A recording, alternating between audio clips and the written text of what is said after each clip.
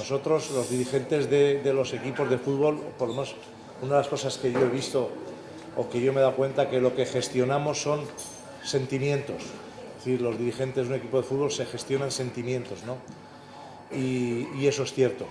Nosotros, una de las cosas que teníamos pensado y queríamos hacer es que esa ilusión siguiera esta temporada, y por eso aguantamos aquí a jugadores después de lo que hemos pasado, que lo hemos pasado muy mal, ¿no? Muy mal, en cuanto que ha habido un momento que era un tema de unos medios contra otros medios, es decir, unos que es cuando el Real Madrid quiere a un jugador, pues se pone el aparato, se pone en marcha, y si no consigue el jugador, pues claro, todos dicen, ¿y cómo no quiere ir a ese o cómo no se le ha vendido, ¿no?, a este equipo?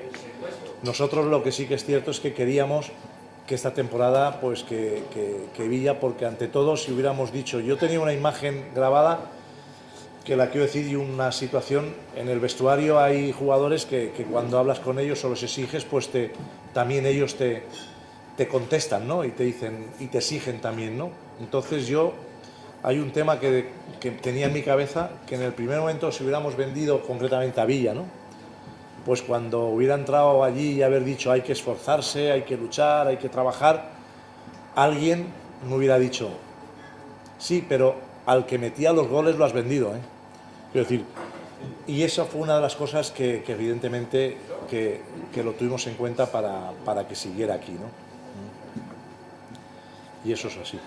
Entonces, nosotros vamos a tratar de mantener esas tres máximas: ilusión, ilusión, ilusión, pero a veces también los deseos también son unas cosas, pero luego también la realidad es la que es, ¿eh? En la medida de lo posible trataremos de mantener el nivel competitivo del equipo, el máximo nivel que podamos.